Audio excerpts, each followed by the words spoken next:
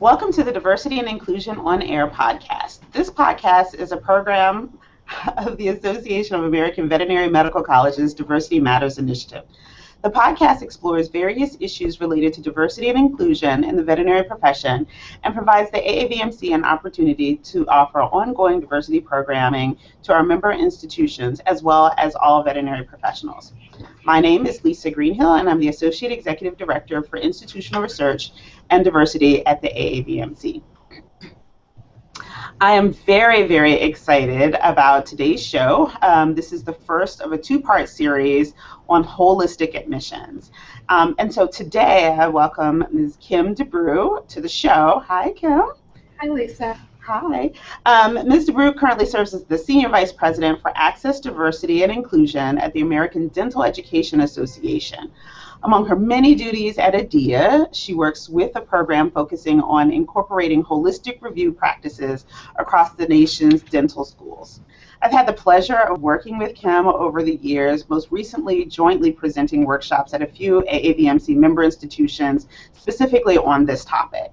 So today, Kim will discuss the ADEA Holistic Review Program and its impact on admissions and diversity in dental education. And she'll talk a bit about how some of our veterinary schools might move closer towards becoming more holistic admission review institutions. So Kim, welcome to the show. Lisa, it is a pleasure to join you. Yes, wonderful. We're so glad that you joined us. So why don't you tell us a little bit about ADEA? It's really kind of one of our sister organizations, if you will. Sure. So ADEA is the membership organization for pre-doctoral dental education, allied dental education, and advanced dental education. So we like to say that we are the voice of dental education, with 66 U.S. dental schools, about 10 Canadian schools, and several hundred allied programs and advanced education programs. We have about 20,000 members. So what I would say about this work is it is always a pleasure to collaborate across K Street, across Washington with our sister brother organizations. It's been really great to, in some ways, go on the stump with AAVMC and with our colleagues in nursing and in pharmacy. And this topic, holistic review, has really resonates. It's a common thread through all of our work. Absolutely, and I'm really excited because as many of the folks in the veterinary community know, AAVMC is moving locations, and so we'll be at 655 K Street, and I believe your office will be downstairs from ours? Or yeah, so we're on 8. Yeah, so actually you'll be upstairs, I think, because we're going to be on, I believe, 7. So, okay. So we will be building mates, making our collaborations that much easier. We can meet at the cafe. Yes, looking forward to it. Absolutely. So, how did ADEA get involved in this issue around holistic review? What prompted the work that you're doing? Sure. So I'll go back to 2001. I was heavily involved in leading a national grant-making effort that focused on health equity. Our goals were to ensure that the dental education curriculum included more social and behavioral sciences, and that students rotated out into community settings in a more robust way. The third goal of the program was to do something about the diversity of the profession. Certainly, dentistry, as other health professions know, it really is trying to grow the numbers, is to grow the recruitment, retention efforts. So what we were seeing in the program early on is that the efforts we were putting into place and encouraging our schools to engage in resulted in increased applications. So for the 15 schools that had these Robert Wood Johnson Foundation grants, their applicants went up. So we thought this is a great thing. But what was plateauing was students that were inviting for interviews and that were offered acceptances. And we tried to unpack what was going on within the schools, and we learned that the admissions process was a barrier in many cases. So we kind of enlisted the content experts in our field to try to figure out how we might ensure that the processes that were taking place on the ground were a little bit more robust and took into consideration a broader number of criteria instead of just looking at kind of the numbers, the traditional numbers metrics, which in our case are DAT scores and undergraduate GPAs in science and overall GPA. Our colleagues in medicine had already invested heavily in this work. They talked at length about an acronym known as EAM, which is a balanced review of a candidate's experiences, attributes, and metrics, those being considered in balance with one another and really based in the mission of the institution. So we worked with AAMC. We said, okay, tell us about the template that you use to talk to your schools about this work. And what we turned that into was a formal training program. We enlisted 10 members of our admissions community, admissions and student affairs community, to participate in a training program. Robert Wood Johnson ultimately funded that program in 2006. And we thought the power of that model was that we were engaging peer educators and peer admissions practitioners in the work. What they did was they had a standard template that talked about, how committees are formed around mission. We talked about training the admissions committee members. We talked about review of non-cognitive variables, looked at some of the best practices around that developed by scholars such as William Sedlicek. We talked about the legal ramifications of race-conscious admissions and some of the legal cases that had preceded this work. And what to our wonder and surprise, there was great buy-in to this model. We have now conducted about 30 workshops at 66 of our dental schools to date. And we've now engaged a second round of trainers in these activities. And I think this probably has exceeded our wildest expectations. We participated in a national study of health professions in 2014. And this was a funded project by an organization called Urban Universities for Health, which is a kind of consortium of the AAMC, the Association of Public and Land-Grant Universities. And they wanted to look at holistic admissions practices across health professions. And guess what? Dentistry was number one. 93% of our institutions reported significant holistic review practices. So we were excited about that. That's great. That's really, really great. So before my next question, we have a lot of viewers watching live today. If you have a question, please don't hesitate to drop that in the event page or on the YouTube page.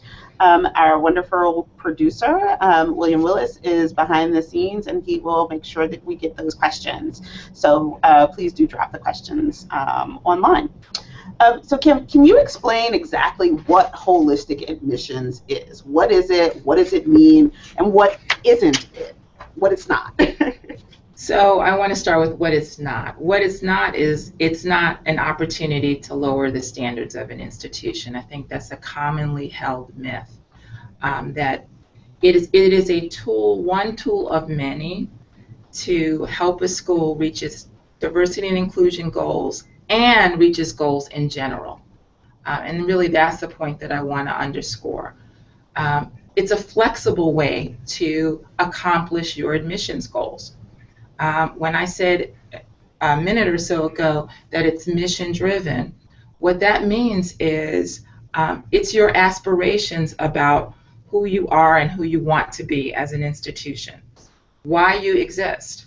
I think many institutions probably could say by rote what their triple aim is. It's to, have a robust research agenda. It is to educate students in the highest quality that they can. It is to conduct high quality research and provide high quality patient, or in the case of veterinary medicine, animal care.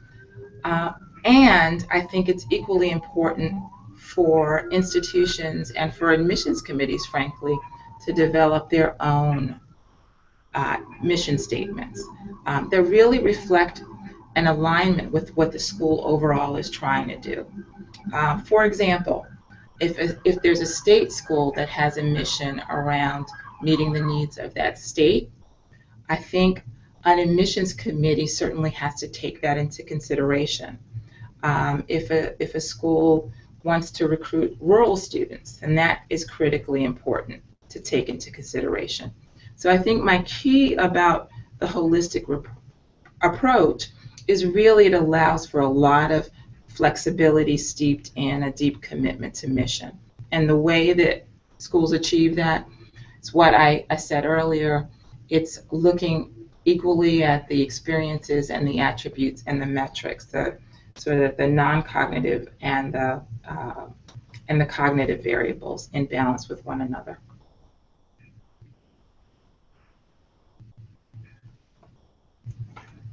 Number one out of those, your school one out of those that were reviewed in that review you mentioned earlier. So what has the impact been for, I guess, structural diversity in dental education as more of your schools have moved to more holistic evaluations of applicants? Well, one of the positive things that I think has happened to sort of support this work is that in 2013, our accreditation standards were revised to include a more robust language around diversity. And so now we talk about compositional diversity in addition to two other measures of diversity, which are curricular diversity and climate and the interactional diversity. So I think that these two kind of sets of policies kind of going into play at the same time really have been complementary.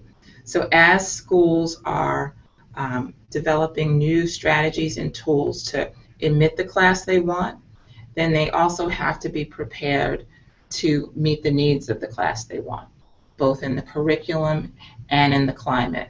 And I think actually having a climate and a focus on climate actually helps you say, look, here's what we found out about the students that do well in our school. Here's how we support them. And therefore we can try to recruit the class that will do well in the environment that we have or the environment that we're trying to create. So I would say very, very positive results. In the study that I cited earlier, of those admissions outcomes, the admissions outcomes that were reported, 76% of the dental schools in that study said that the diversity of their incoming class had increased. 88% of the schools said that they reported an average GPA that was unchanged or increased. 100% of the schools reported graduation rates that were unchanged or increased. And 84% of dental schools reported the average number of attempts for passing our licensure exam were unchanged or improved. So very, very positive self-reports from the schools that participated in that study. Sure. I mean, I think that the data that you've just cited is really compelling and really gets at that argument that we do hear often in terms of thinking about diversity conscious admissions practices and policies really do not ever need to consider a lowering of standards. I mean, it really is it really is a myth, if you will. Yeah, yeah, totally agree. I yeah, I think that what's called upon is kind of our best creative selves in this work. If you start with what the class is that you want to build as a starting point, almost a visual about what that class might look like, what characteristics and qualities you value as an institution. If you start with the end in mind, then you're destined for success. And yes, it is more time intensive and labor intensive and resource intensive because it requires a lot of looks at applications and a structure that supports that review. Um, but I think if the will is there, um, we can definitely talk about the way and the way to get there. Some of the technical pieces of like how do schools go about doing this. Can you talk a little bit about the mission piece? So Sure. just as a I guess a preview for next week's show, one of our institutions, Virginia, Maryland, that will be on talking about some of the things that they've done over the last couple of years. They actually, I believe it was maybe 2 or 3 years ago, changed the mission of the college to explicitly include the word diversity. And as a result of that, they found that they were able to really justify doing some novel things at that institution with respect to recruiting, as well as taking a hard look at what they're doing specifically within the review process. So can you talk a little bit about kind of the mission driven activity and, as your schools move towards this, have they had to be review their missions and be more explicit and make changes as this thing evolves? Yeah, I think most of the schools that have been able to make the most progress started there. Um, Inevitably, the mission that an individual unit, so if that's the veterinary medical school or the medical school, the dental school, the nursing school, they all have to align with overall institutional mission. So that's the starting point. But within that, there are definitely unit goals that are critically important. If, for example, I think I talked to one of your institutions when we visited out at UC Davis, and I remember that that school is, I don't remember, you may recall what kind of provider they're trying to train. Do they want researchers as the primary? uh, Folks that were really interested in public health, preventative health. Preventative health. Yeah. So okay, let's start with that as a frame. That's a school that really might want to first hold up. Okay, public health is our frame. All right, what are the population kinds of health issues that we want to address? And who are the providers that we want to look at that? Are they California residents? If it's a California school, what are the facets of that kind of preparation that we want to take into consideration?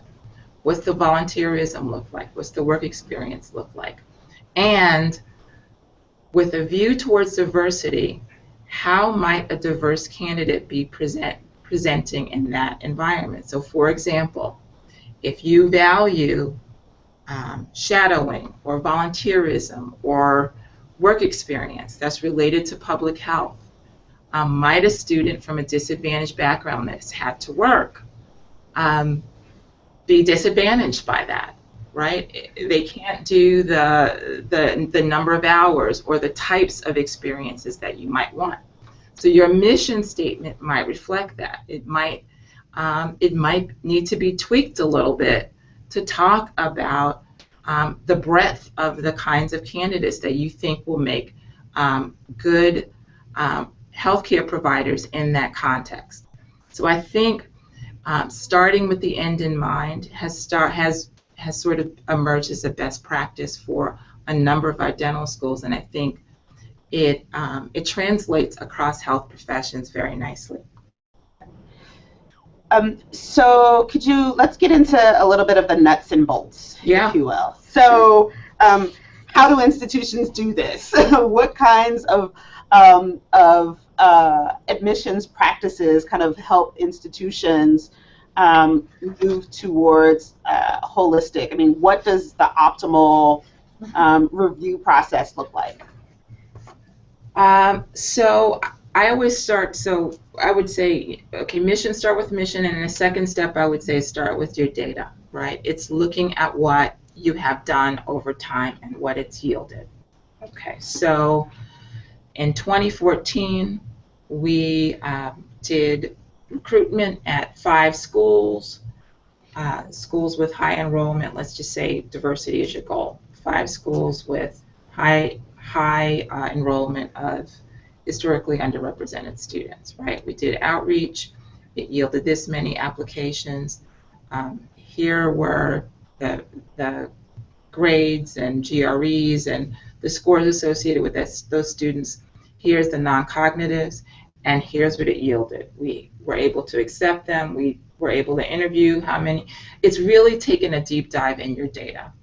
And so that's 1 year, but how did that look over time? How has it changed? And observing those changes and observing what practices you've had into place. And then it is saying, okay, here is where we want to go. What are some variables that we might have asked, we might have yielded a different class if we had just, and you need to fill in the blank. And so that is, I would say, second to mission, learning from your own data is probably the most powerful thing that you can do. We talked a lot with the folks at UC Davis about learning from their own practices. They had one admissions process several years ago. They changed it, and then they are forming a task force to look at it again. I think that's very wise, looking at how your institution may have changed over time.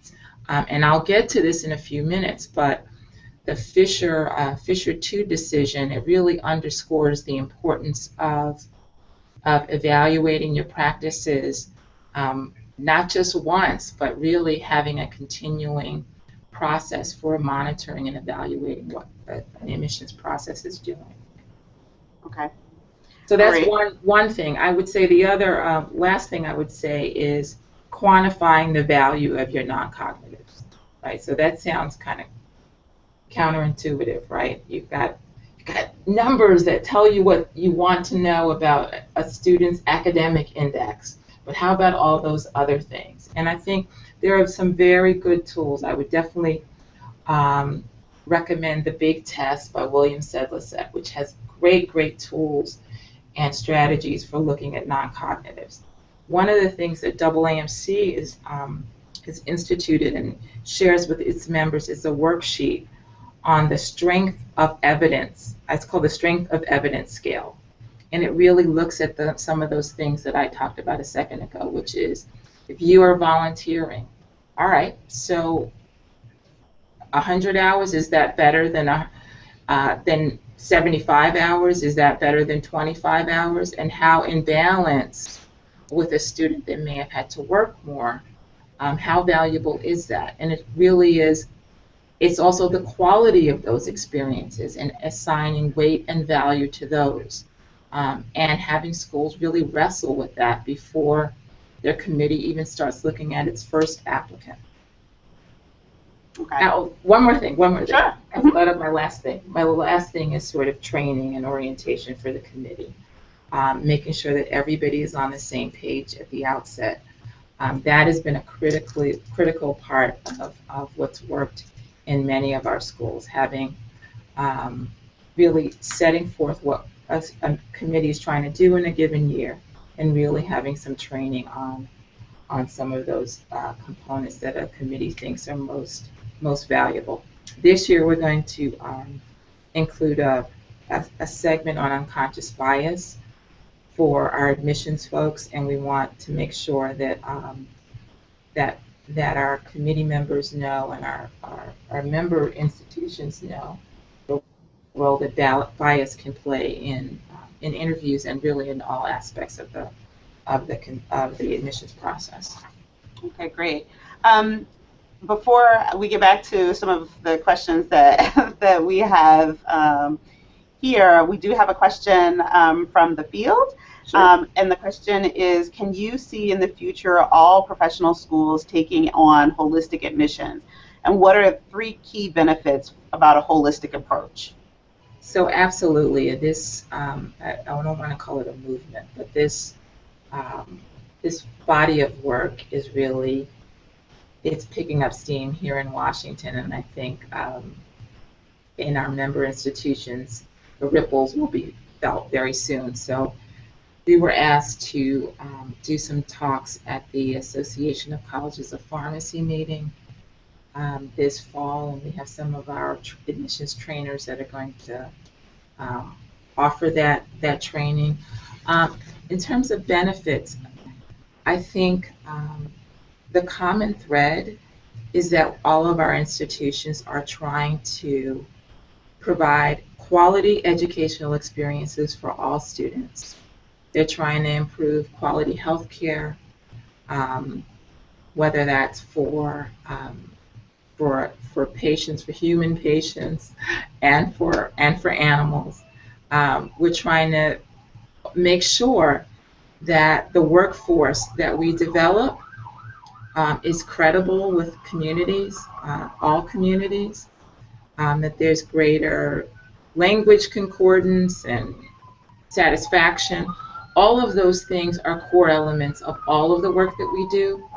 And to the extent that we can put in place tools to make sure that the workforce that we are recruiting into the professions is able, frankly, to carry out those missions, I think it'll be better for all of our professions. Sure. I think that it's also really important to note that I think while health professions in general have kind of led the charge into holistic approaches to evaluating applicants, certainly we're not the only ones. Most of the cases, I mean, the Grutter and Gratz, I mean, the Gratz case in 2003 was a law school case. The law schools have really been looking at this issue.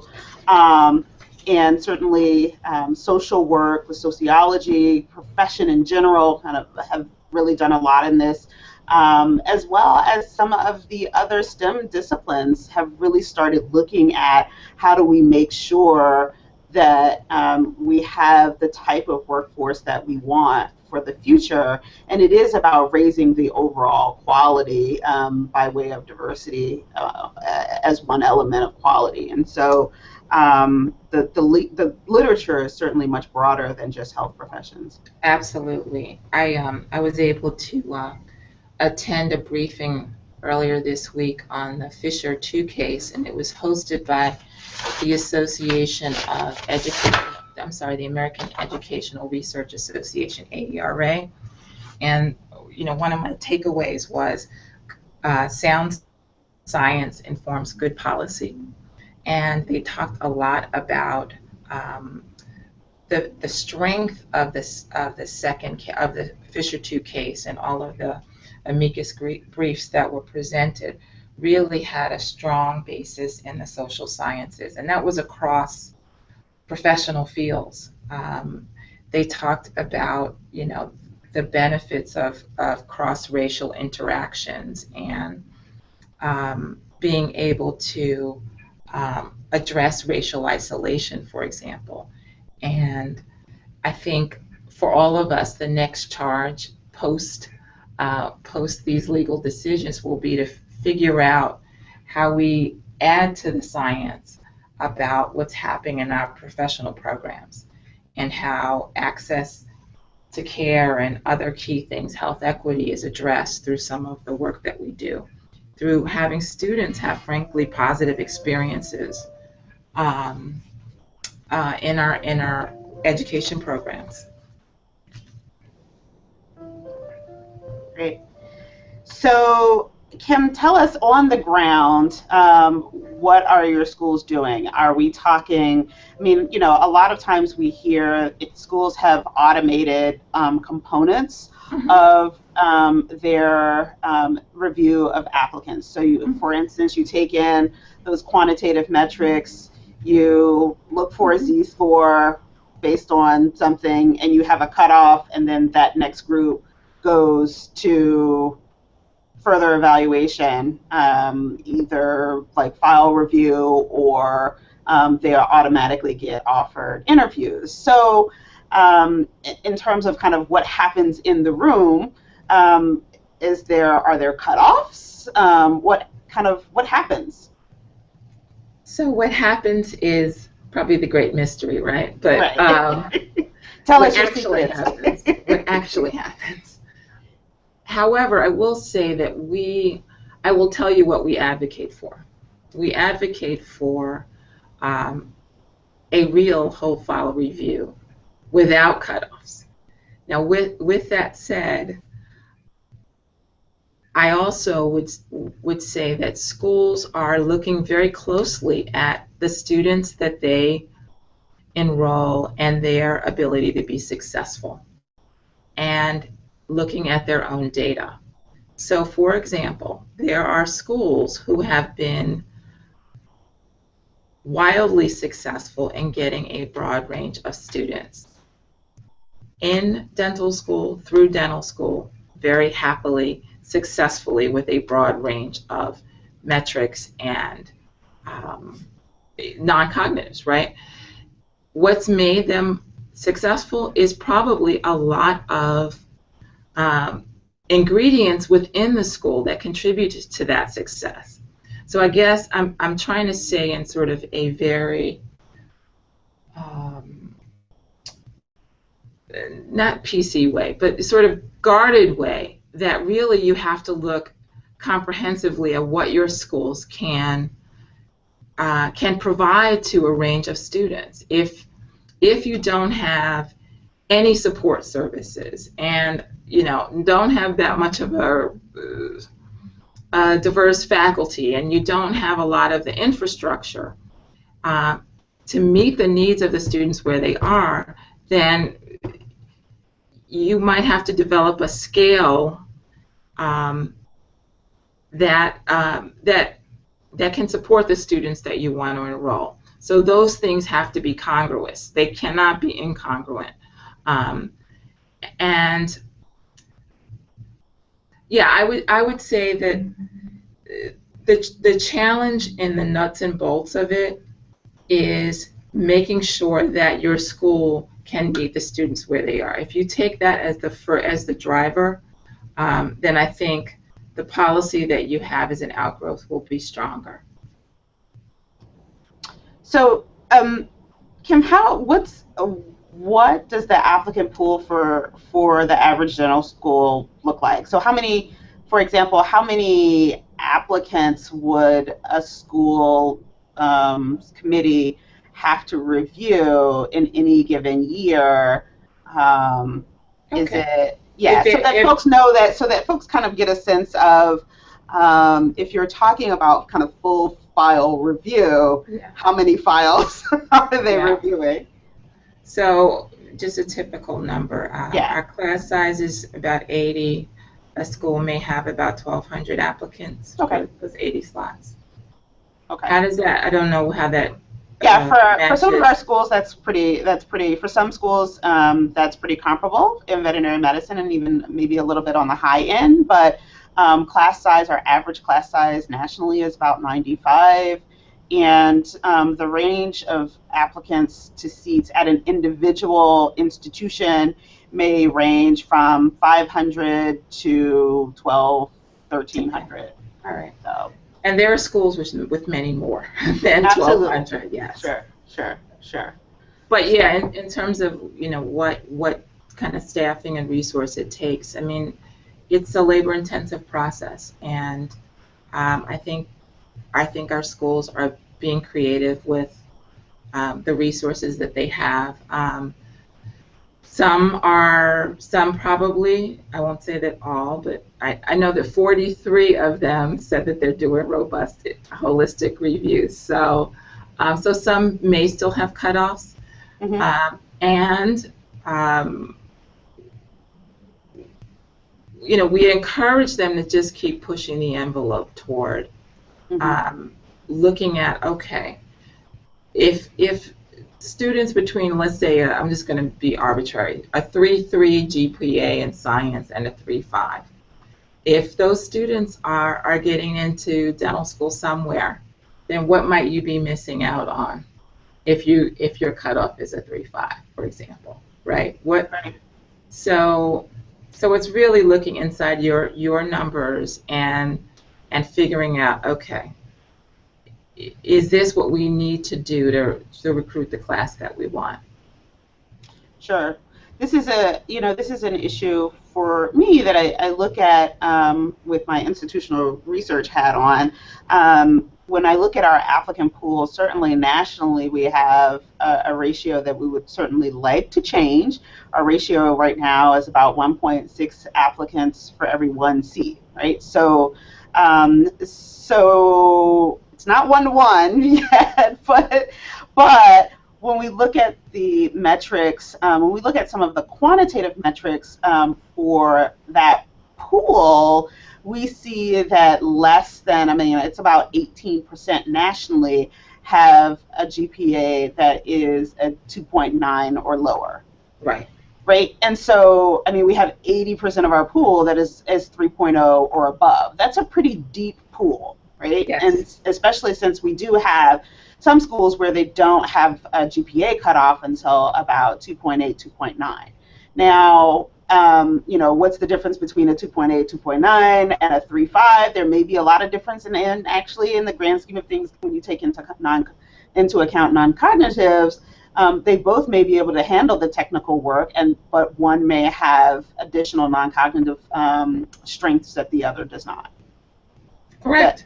Yeah. So there's a lot of variability, and I've argued that despite the fact that our pool is not as deep as we would like academically on the academic metrics, is actually probably deeper than we would expect it to be with those numbers. So you said that you have a group of schools, I guess it was 40 some schools, that say that they're practicing robust holistic admissions, which means that the other 60% are kind of moving in that way. And as with anything in education, we are looking at continuous improvement, right? Yeah. So what are some of the things that schools can do to move closer to holistic admissions practices, recognizing that these changes will likely happen incrementally? Yeah, I agree. I would say that the biggest shift that probably has to occur in the schools that are not there yet are looking at the non-cognitives at the initial screening process. It's very hard to do the full file review of 12,000 applicants with just a few folks looking at the apps at the outset, right? It is a challenge. They need to recruit more volunteers, frankly, to be parts of admissions committees in order to get that done. So I would say the first thing is trying to shift that practice. And really what that means in our community is trying to shine a light on what is possible. I can't underscore enough how important it has been to have these conversations at our national meetings, to share with peer leaders. We have a section within our organization that focuses on admissions and student affairs issues, and having that body be able to wrestle with the details has been great. And it's also been great to feature schools that have been at this work for a while and show them what is possible. Um, we've been pleased to see that some schools are wrestling with different models for how to do some of the work. Some schools are engaged in multiple mini interviews. Some schools to try to kind of look at a broader number of variables and how students may perform under different conditions. One school I know is trying to do interviews, video interviewing. So I think there is movement. I think showcasing some examples of what's possible is helpful. One thing that we're trying to get schools that may still be struggling a little bit is maybe thinking about just simple things like when they are considering candidates for interview. So what we found is a lot of our candidates of color are applying later in the process, right? If we have an admissions season that begins, say, in the summer of 2016 and closes in December, if students are waiting until much later in the process, they're not getting the benefit of early looks and early consideration. So we're trying to both get students to apply early. Certainly that would be a great fix, but also getting our schools to kind of change when and how they look at candidates. So sometimes it's the more subtle and small tweaks that have the potential to have good impacts. Sure. So another big question I think that folks probably are asking is how, I mean, when we're talking about human resources in terms of full file review, so we need more volunteers, but just managing that, have schools found that it's just more costly to do holistic evaluation? We've not, it's a great question. We have not asked that of schools. And even if we had asked it, I don't know if I would share it broadly. But I think we've had tremendous support from our leadership. And when I say leadership, I mean school leaders at the highest level for this work. We have been offering this workshop initially at no cost to our schools, just because we weren't sure how much interest there would be. We wanted to reduce barriers to being able to take advantage of it. And now now that we've said that schools should pick up the cost of having trainers come, we have not lost a step. We are really excited that schools still want the training. So yes, my inclination would be that there's certainly an increased cost, and I have seen a resolute commitment of our leaders to do what it takes, and that is if we can keep providing them with good information about the impact that holistic review is having. Sure, data drives it. Data drives it. You're the data lady. Yes, data does drive it, and further underscored, I think that the outcome of the Fisher case and some of the language in the actual decision does well in supporting this case. I think I printed out one. Yeah. So those schools, the Fisher case is great to talk about and transition for our last few minutes. So what about the recent Fisher case that decision came down last week, so what are some of those recommendations, and what is the for schools that are really kind of worried about the legalities around this, what did the Fisher case say? Again, they kind of doubled down on previous Yeah. findings. So, first of all, I consider it to be a victory for diversity and for affirmative action in higher education, and certainly in our professional realm. The implications of a case in an undergraduate school certainly has ramifications for all of the work that we do and the discussion we're having today. So in the Fisher case, the University of Texas, Austin um, had in place already for its admissions a 10% plan in which the top 10% of graduating high school seniors were granted admission that filled about 75% of its seats.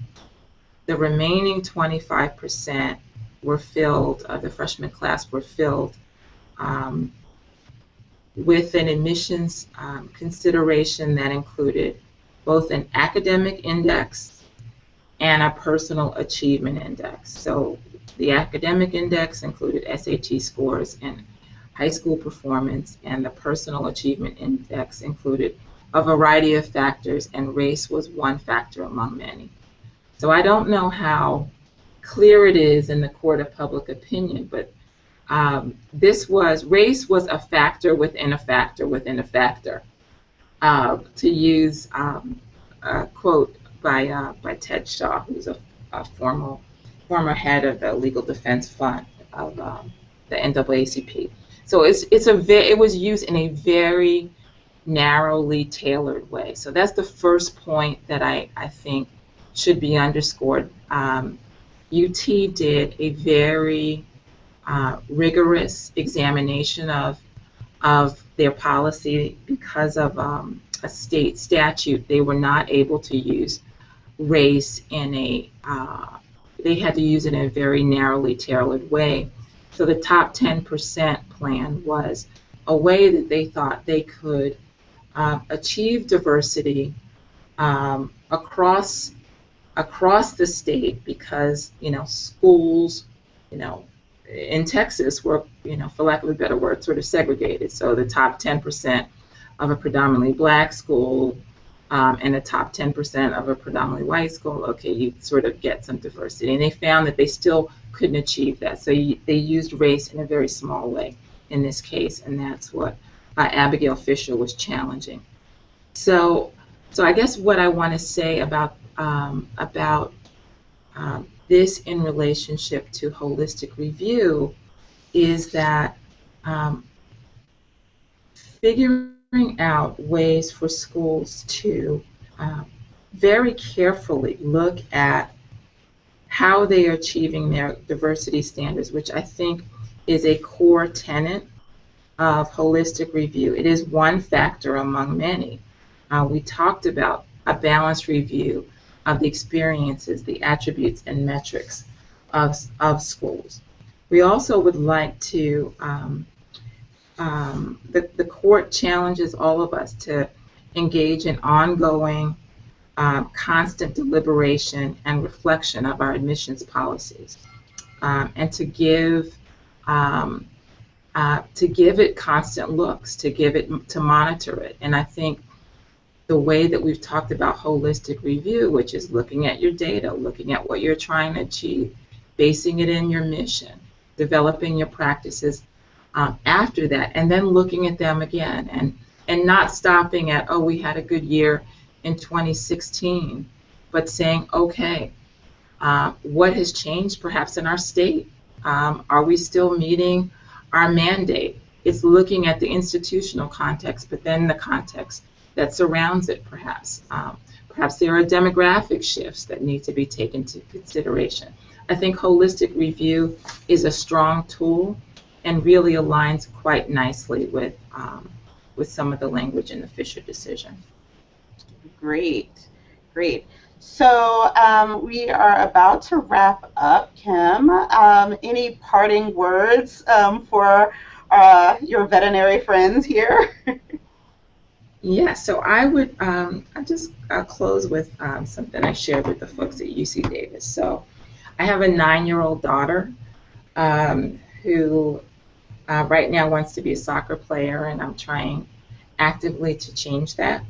Uh, but what I told the folks at UC Davis is that her pediatrician is an African American woman, her dentist is an African American woman, and the veterinarian that we have for our newly adopted cats is an African American woman. And it matters. It matters that these three healthcare providers who live in our community, who practice in our community, are visible role models for kids like my daughter. It matters that they are committed to high quality care within a community of color. And it matters that she's able to see folks that look like her engaging in professions that help others. So we talked a lot about holistic review as a tool, but I hope that the folks that listen in sort of can hold at the same time the ultimate work that we are all engaged in, which is a commitment to equitable health care and to a workforce that can help all of us achieve that. Absolutely. Absolutely. Thank you. That was great. For folks that are still listening or listening online, please know that part 2 of this discussion will take place next week with Drs. Linda Lord, Jackie Pelzer, and Jenny Hodgson from the Ohio State University's School of Veterinary Medicine and Virginia Maryland's College of Veterinary Medicine. And so those institutions will be talking a bit about what they've done to move closer to holistic admissions in the last few years. So thank you so much for joining us. You can listen to the audio version of the podcast on iTunes or Stitcher or your favorite podcast app. You can also be sure to like our Facebook page, Diversity and Inclusion on Air. We are on Facebook, and we'll be posting some of the show notes there, as well as the archived version of this video. So thank you so much, Kim, for joining us. I look forward to being building mates in just a couple of months, and we'll look forward to chatting with you again. Thank you, Lisa. It was my pleasure to join you. All right. Thank you, everyone. See you next time.